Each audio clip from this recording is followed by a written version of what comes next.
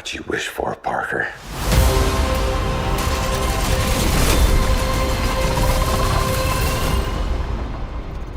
Hello, Peter. Hey everyone, Mr. DVB here, and in today's video, I am going to be reviewing Spider-Man No Way Home. I can't believe I am saying those words right now. I have been so excited for this movie for months and months. As a big Spider-Man fan, getting to sit down and see this film after just, being so excited for this movie, it means a lot. And I saw this with a very lively theater who was just cheering the entire movie. It was such an awesome experience. This is going to be a non-spoiler review, so you do not have to worry about hearing anything in this video that isn't shown in the trailers, because I do have to talk about certain things, and those things I will talk about are things that we saw in the trailers. So if you've seen those trailers, no spoilers in this video. It is just the stuff that is kind of like general knowledge at this point. So with that being said, let's get into this review. So No Way Home is the third MCU Spider-Man film, once again starring Tom Holland, Zendaya, and many other actors. This film takes place immediately after the events of Far From Home, picking up right where that film's mid-credit scene ended. So everybody in the world now knows that Peter Parker is Spider-Man. It's affecting his daily life in many ways, not only his, but his friends and his family. And so he comes up with the idea to visit Doctor Strange and ask him if he can cast a spell to make everybody forget that he is Spider-Man.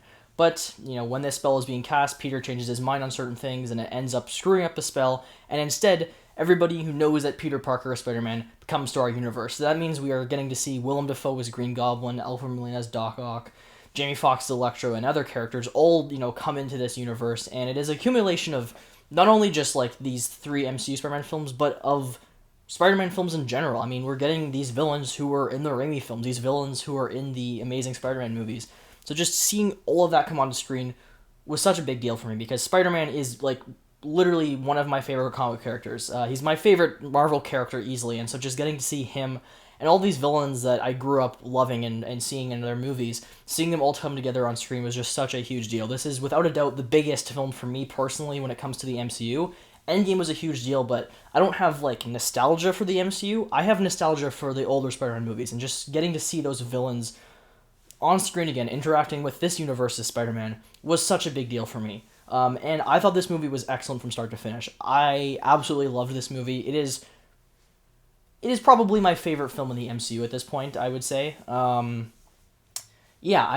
just had a big smile on my face this entire movie. I have very few issues with it. I think this was just, without a doubt, taking apart, besides, the multiverse stuff, which is obviously cool, just, focusing on Tom Holland's Peter Parker and the universe that we've been given with his character so far, this was the best outing for him. He gives such a great performance here. This is, without a doubt, the most he has felt like Peter Parker / Spider-Man to me. Because while I do like Homecoming and Far From Home, I do have issues with how they handled the universe of this character. For example, there was obviously, the over-reliance on, Stark technology. He never really had to do much for himself besides make his suit in Far From Home.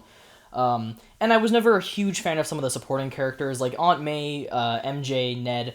A lot of them are there for comedic relief, and they don't really actually, do much for the story, but that changes in this film. I felt like these characters were a lot better here, and they were all interwoven into the story in a way that they haven't been in the previous MCU movies. So I liked their performances here across the board, and Peter in particular just goes through a range of emotions in this film that we haven't seen in the other films.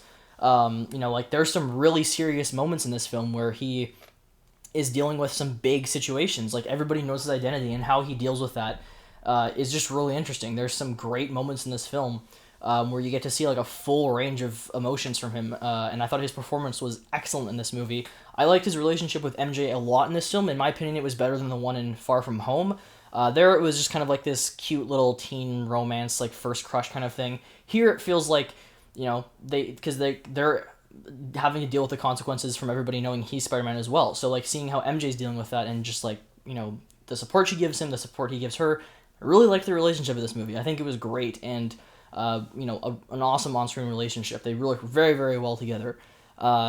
And then obviously there's the villains. And getting to see all these guys on screen again puts a big smile on my face, because I grew up with all those films. So getting to see Willem Dafoe come back here, delivering, the memes and stuff, and just being in that role again, giving such a great performance. He nails it. Getting Alfred Molina back as Doc Ock.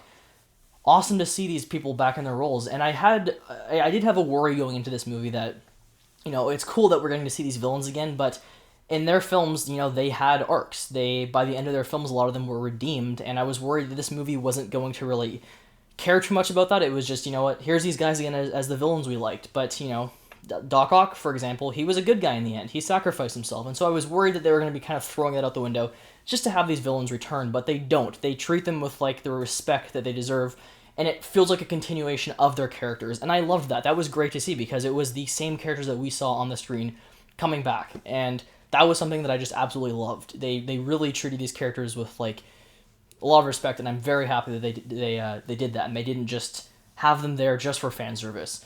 So the first half of this movie, I loved. I have more issues with the first half than I do with the second, though. The first half, and I can't even really pinpoint the issues. There's just a few moments that just kind of felt weird to me.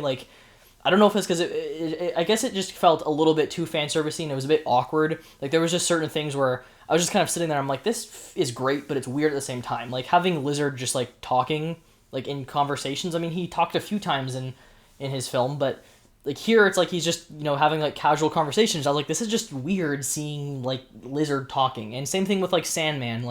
You're seeing him talking, and so it's just the way seeing these characters the way they are. It feels kind of odd at times, but at the same time, I guess I'm cool with it. But the second half of the movie is where it really kicks into high gear. That's where I was looking at Tom Holland. I was saying, this is Peter Parker Spider-Man. This is definitely his best performance as this character.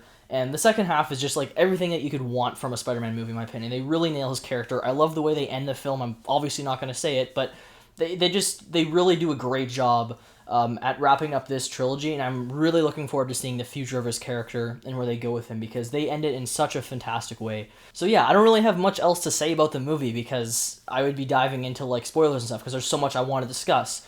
But they really nailed it here. I think this has a really good story. It's not just a fan servicey story. There's a lot of stuff here, just Peter dealing with these issues that exist because of Mysterio at the end of Far From Home. That worked really well for me. It's the most, I guess, not grounded, I should say, but it's the most personal his story has felt, and just they treated it very, very well. And the action sequences are phenomenal. I mean, my biggest complaint with the first Spider-Man film we did with Homecoming was that the action was really, really weak. That movie did not have good action, in my opinion. It was very forgettable. Far From Home improved on that quite a bit. The illusion scene was great. This movie, phenomenal action. I mean, we've seen a little bit of that bridge scene between Doc Ock and Spider-Man. That is such a cool scene. There's just so many awesome things and elements being thrown at us there. That fight that we see in the trailer with Spider-Man taking on all the different villains.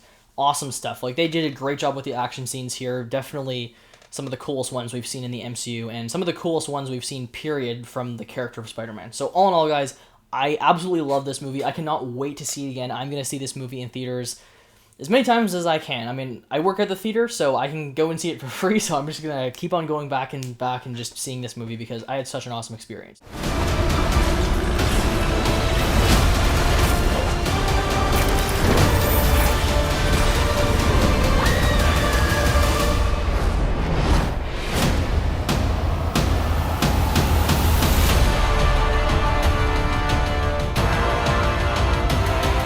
So, yeah, I mean, check out the movie, guys. You're going to love it. I hope, at least.